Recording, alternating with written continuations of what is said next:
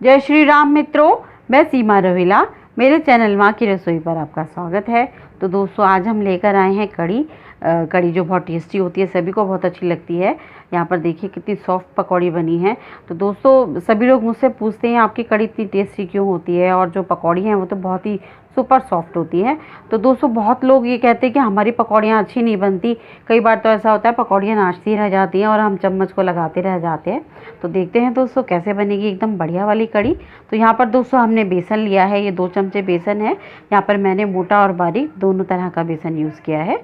और इसमें मैं ले रही हूँ थोड़ी सी हींग, तो बहुत थोड़ी सी अजवाइन, और यहाँ पे टेस्ट के अकॉर्डिंग नमक। हम थोड़ी पकौड़ी फालतू बनाएंगे दोस्तों, क्योंकि क्या होता है पकौड़ी थोड़ी एक्स्ट्रा होती हैं तो सभी लोगों को अच्छी लगती हैं, तो वो वैसे भी खा ली जाती हैं। तो पकौड़ी कढ़ी में कम ना रह जाएं, इसीलिए हम थोड़ी पकौड़ी ज़्यादा बनाएंगे। आप अपने टेस्ट के अकॉर्डिंग देख लीजिए। वैसे कड़ी की पकौड़ियाँ जो होती हैं वो सभी को अच्छी लगती हैं। तो देखिए दोस्तों, बहुत कम कम पानी का यूज़ करते हुए हमने ये फैला बर्तन लिया है। इससे क्या होगा दोस्तों, जब बेसन को हम अच्छे तरीके से मथेंगे तो हमारा हाथ तरीके से चल पाएगा। इसीलिए बड़े बर्तन का आप भी यूज़ कीजिए और इस तरीके से हाथ को एक ही साइड में घुमाते हुए और बेसन को मथें। ये उंगलियां जैसे मैं कर रही हूँ इस तरीके से जमा के। अब इसमें हम थोड़ा हल्दी डालना भूल गए थे दोस्तों, तो अब ये है ना, इससे कलर अच्छा हो जाता है। हल्दी ज़रूर डाल लीजिएगा, बहुत थोड़ी सी हल्दी। और बेसन को अच्छे से मथें। 5 से 7 मिनट के अंदर दोस्तों ये प्रोसीजर हो जाता है, ज़्यादा समय नहीं लगता और पकौड़ियाँ बहुत बढ़िया बन के तैयार होती हैं। क्या होता है, मोटा और बारीक बेसन लेते हैं। अगर एक तरीके का कोई सा भी आपके पास बेसन हो तो भी चलेगा, ऐसी कोई बड़ी बात नहीं है। ऐसा करने से दोस्तों, जैसे हम मथ रहे हैं, पकौड़ी जालीदार बन के तैयार होती है। तो ये देखिए, अब हमारा बेसन पानी में ऊपर आया है, इसका मतलब हमारा बेसन हमने जिस तरीके से घाया है, यानी कि मथा है, वो प्रॉपर तरीके से तैयार हो गया है। अब इस बेसन को हम इस तरीके से साइड में लगा लेंगे ताकि पकौड़ी बनाने में हमें आसानी हो। अब हम गैस पे रख देंगे एक पैन, और पैन या कढ़ाई जिसमें आप बनाना चाहें, पर वो होना चाहिए फ्लैट। तो ये देखिए, हमारा तेल है इसके अंदर दोस्तों, गर्म भी हो चुका है थोड़ा, और हमने फ्लैट लिया है। और आप देख रहे हैं दोस्तों, इसके अंदर जो है तेल कितनी क्वांटिटी में है, बहुत कम क्वांटिटी में तेल है। इतना तेल होना चाहिए कि हमारी पकौड़ी जो है बस एक साइड से अच्छे से सिक जाए। तो ज़्यादा तेल लेने से क्या होगा दोस्तों, पकौड़ी अच्छी नहीं बनती, वो सॉफ्ट नहीं बनती, वो वहाँ पे टाइट पकौड़ी बन के तैयार होती है। तो इस बात का ध्यान रखना है, और यही है एक पहली ट्रिक जो हमारी कड़ी की पकौड़ी को बढ़िया बनाती है।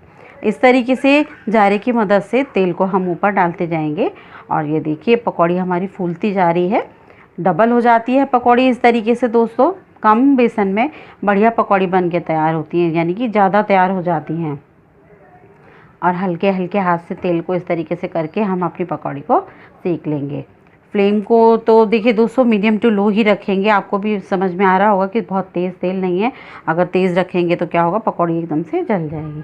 तो देखिए दोस्तों, कैसे बहुत कम कम बेसन डालने के बाद में एकदम फूली फूली पकौड़ियाँ हमारी बनके जो हैं तैयार हो रही हैं। इसी तरीके से जैसे आपको सुविधा हो, 5-7 आपको चाहे पैन पूरा भर के आप एक बार बना लीजिए। ये देखिए एकदम बढ़िया जालीदार पकौड़ी बनी है। कोई सी भी पकौड़ी को दबा के देखिए, एकदम सॉफ्ट है। ये वापस से ऊपर आ जाएंगी, और आप देखिए ये डबल हो गई है ना। इसी तरीके से डबल शेप आ जाती है। आप छोटी से छोटी, बड़ी से बड़ी पकौड़ी उठा के देख लीजिए। तो देखिए दोस्तों, अब हम करेंगे कड़ी के लिए तैयारी। यहाँ पर हमने 1 चमचा बेसन लिया है, और ये घर का जो डेयरी वाले दूध का मट्ठा होता है उसी का यूज़ कर रहे हैं। 1 लीटर मट्ठा के लिए 1 चम्मच शाह हमने जो है बेसन का यूज़ किया है। और कम इसमें मट्ठा डाल के, मट्ठा या पानी आप कुछ भी ले लीजिए, उससे डाल के बेसन को हमें घोलना है। मेन चीज़ ये है, कम बेसन डाल के हम इस तरीके से घोलेंगे तो क्या होगा दोस्तों, लम्प्स नहीं पड़ेंगे। इस बात का ध्यान रखते हुए हम एक अच्छा सा बैटर तैयार कर लेंगे। खट्टी मट्ठा और कम खट्टी मट्ठा, जैसा भी आपको टेस्ट अच्छा लगता हो, पहले उस मट्ठा को टेस्ट कर लीजिए। तो उसी हिसाब से जो है कड़ी बन के तैयार होगी। अब इसमें थोड़ा थोड़ा करके हम इसके अंदर मट्ठा को सारा डाल देंगे और बढ़िया सा घोल को तैयार कर लेंगे। और एक साइड रख देंगे हम कढ़ाई, जिसके अंदर हमें इसके लिए छौंक लगाना है। तो यहाँ देखिए दोस्तों, 1 चमचे के आसपास हमने तेल लिया है, जिसमें हम कड़ी को छौंकेंगे। ये लीजिए, बहुत थोड़ी सी हींग, जीरा, और अब इसके जीरे के चटकने के बाद में हम इसमें डाल देंगे दोस्तों थोड़े से सरसों के दाने। आधा चम्मच सरसों के दाने हैं ये। और ये सारी चीज़ें अच्छे तरीके से जब चटक जाएंगी, तब हम इसमें डालेंगे दोस्तों बारीक कसा हुआ अदरक। ये 1 चम्मच के आसपास अदरक है हमारा। अदरक भी हमारा हल्का सा भुन जाए। अब यहाँ डालेंगे हमने पीस के रखी है मिर्च। मिर्च पिसी हुई हो तो उसका टेस्ट बहुत अच्छा आता है। आप चाहे बारीक काट लीजिए चाहे पीस लीजिए। यहाँ पर 1 छोटी चम्मच कश्मीरी लाल मिर्च, अब इसमें थोड़ा सा धनिया अपने स्वाद के अनुसार। यहाँ पर ये दोस्तों मैं मेथी डाला है, मेथी का दाना डाला है जो मैंने पीस के रखा है।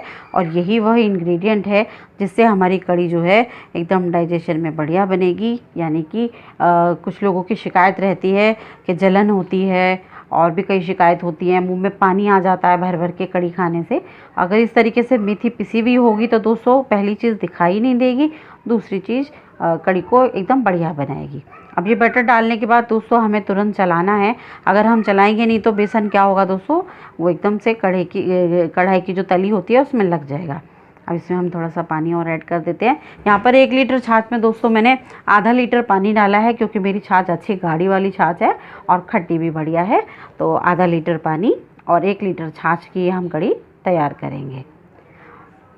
अगर आपका बर्तन बड़ा है तो कोई प्रॉब्लम ही नहीं है दोस्तों, और अगर आपका बर्तन थोड़ा छोटा है जिसमें आप बना रहे हैं तो दोस्तों इसमें पानी जो है आप बाद में ऐड कर लीजिए। यहाँ पर हमने स्वाद अनुसार नमक डाला है, 1-1.5 चम्मच हमने इसमें नमक डाला है। ये कढ़ी जो है बनने के बाद में उबलने लगती है, उफान आते हैं यानी कि ऊपर निकलने लगती है। तो बर्तन जो भी आप लें दोस्तों उसमें थोड़ा आप मार्जिन रखें कि उबलने के बाद में कढ़ी बाहर ना निकले। और इस तरीके से कढ़ी को चलाते हुए अब हम इसे पकाएंगे। दोस्तों कढ़ी करीब हमारी पौने घंटे तक बनके बढ़िया से तैयार हो जाएगी। ये देखिए कितने अच्छे अच्छे उबाल आ रहे हैं इसमें। इसी तरीके से हमें इसको सिम फ्लेम पर अच्छे से पकाते रहना है। और जब ये कढ़ी हमारी अच्छे से पक जाएगी तब हम इसके अंदर पकौड़ी डालेंगे।